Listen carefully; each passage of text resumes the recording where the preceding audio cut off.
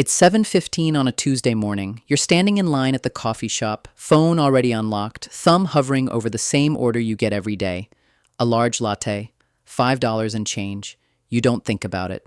Nobody thinks about it. It's just coffee. It's the smallest decision of your entire day, which is exactly why you never question it. You pay, you sip, you forget it happened before you've even reached your car. Now hold that $5 in your mind, because this isn't a story about coffee, it's a story about the same $5 bill every single day for 40 years, and about the two completely different people it quietly turns you into. You're 24, same coffee shop, same order, except today you don't buy it. You walk past the counter, get in your car, and open an app instead. You move $5 into a total market index fund. No stock picks, no opinions, just a small, boring slice of every major company in the country. The balance on the screen reads $5. It's almost funny. It looks like nothing. It looks like a joke version of an investment account. You feel a little ridiculous, honestly, like you just planted one seed in an empty field and called it a garden. There's no rush, no adrenaline, just $5, sitting quietly in something enormous. You do it again tomorrow, and the day after that. Eventually you automate it, so the money leaves before you can talk yourself out of it, before it turns into a latte or an impulse order or nothing at all. $150 a month disappears from your checking account and you barely register, it's gone.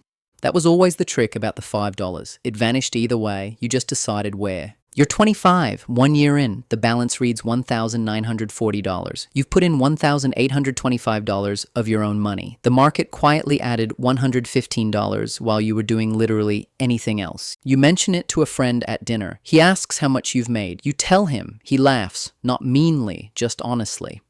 I spend that on takeout in a month, he says, and he's not wrong. Between the coffee, the delivery apps, the impulse buys he can't even list from memory, he's moving through roughly the same $5 a day. He just can't see where it goes.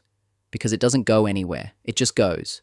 You say nothing. You close the app. The difference between the two of you this year is $115 and a habit nobody else can see. The $115 was never the point. The habit was. You're 30, 5 years of $5 bills. The balance sits around $10,800. You put in about $9,000 of it. The rest showed up on its own while you were busy living a normal life that had nothing to do with investing. You do the math one night and realize that number is every latte, every snack run, every small why not purchase you didn't make since you were 24. Except instead of disappearing into a cup or a bag, it's sitting in an account with your name on it. That same month, a coworker corners you about a coin he found online, up 300% in 10 days. He's put in $3,000. He tells you your boring fund is a joke, that his thing makes in an afternoon what yours makes in a year. He's right about the speed. He's wrong about everything else. You've seen this shape before, a small amount promising to become a large amount instantly, with nothing in between. That promise has a name, and it's usually printed on a lottery ticket. You tell him you'll pass. He laughs and buys more. 4 months later, the coin is down 85% and he's stopped bringing it up. You keep doing the single most boring thing available to a person with a bank account. You're 35, 10 years in. The balance reads roughly $27,000. You've contributed $18,000 total. The market has added almost $9,000 for the simple act of not touching it. Then the year turns bad. Headlines start using the word crash. Your balance drops by nearly a third in a matter of weeks. More paper loss in 1 month than you earned all year at your job. Your coworker, the one who sold everything at the bottom last time, tells you he's safe in cash now. You don't sell. It's not even a decision, really. It's quieter than that. You just stop opening the app. You let the number fall and you keep the same $150, leaving every month, buying the same fund while it's cheaper than it's been in years. You're not brave, you're just tired enough to do nothing, and it turns out doing nothing is the rarest skill in personal finance. By the time everyone agrees it's safe to invest again, your boring habit already bought the bottom nobody could time.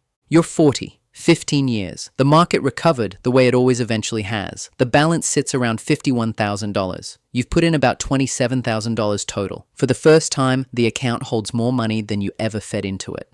That's the moment the entire story changes shape. Up until now, you were pushing a boulder uphill $5 at a time, and the hill barely moved.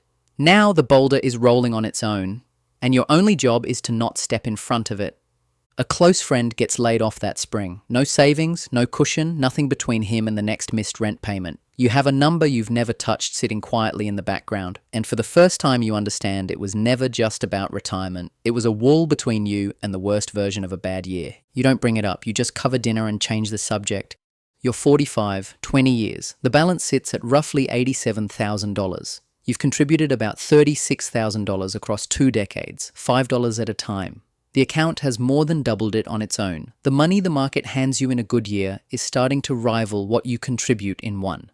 At a friend's wedding that summer, someone shows up in a car that costs more than they make annually. Leased, obviously. Someone else won't stop talking about a new watch. You're still driving the same paid-off car you bought 8 years ago. It owes you nothing. Your old co-worker is there too, the one who laughed at your $115. He still gets the delivery app 3 nights a week. He asks, half joking, if you ever did anything with that little investing thing. You tell him you stuck with it. He asks how much is in there now. You tell him. The table goes quiet in a way you didn't ask for and don't particularly enjoy. You change the subject. The $5 was never loud. It never needed to be. You're 50, 25 years. The balance sits around $141,000. You've contributed about $45,000 total, and the account has tripled it without asking your permission. You read the headlines differently now. The ones about how an entire generation has almost nothing saved. How retirement is slipping out of reach for ordinary earners. You are an ordinary earner. Same job type as the people in those articles. Same salary range, same rent increases, same traffic, same life. The only difference is you quietly skipped a $5 habit and redirected it for 25 straight years into the most unremarkable fund available. Your friends talk about retirement like a cliff they're being pushed toward. You talk about it like weather, something that arrives whether you worry about it or not. You don't say that part out loud either. By now you know the number is loudest when it stays completely silent. You're 55, 30 years in. The balance sits around $222,000. You've contributed roughly $55,000 total, in amounts small enough to lose in a couch cushion. The other $167,000 was never yours to earn. It was time's contribution. You just gave it room to work. This is the year the math flips for good. In a strong year, the account now grows more from its own size than you could add by hand. Even if you doubled your contributions, you've become a passenger riding your own balance. The thing you built is now bigger than the act of building it. You don't mention the number to your kids or your co-workers or the friend who once told you to stop being a coward. It lives in a place nobody looks, which is exactly where it grew. You're 65, 40 years since the morning you skipped a coffee and opened an app instead. The balance sits at roughly $524,000. Sit with that breakdown because it's the entire story in 3 numbers. Of that $500,000, the amount you personally put in, $5 at a time, almost every day, for 4 decades, is about $73,000. The other $451,000 is growth. Money you never worked an hour for, never watched arrive, never noticed leaving in the first place.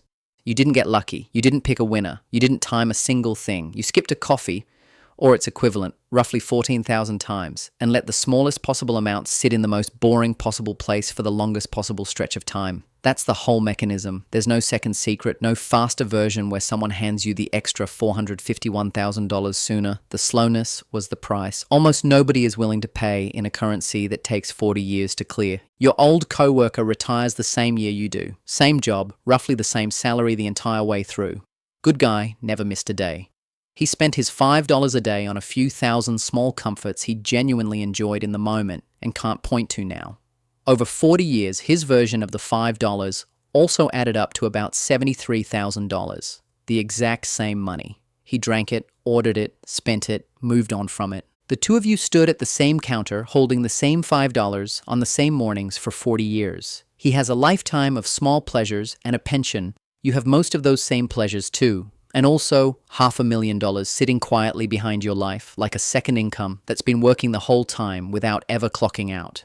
Nobody can point to the exact day the two of you split apart. There wasn't one. There were just 2 different answers to the same tiny question, asked again every single morning until the answers stopped being choices and became 2 different lives. Somewhere right now, it's 7:15 on a Tuesday morning and someone is standing in a coffee line with their phone already unlocked, thumb already hovering over the same order they get every day. They're not doing anything wrong. $5 is nothing. That has always been the trap and the door at the exact same time. You were never going to feel that $5 either way. You only ever got to choose what it was quietly turning you into while you weren't paying attention.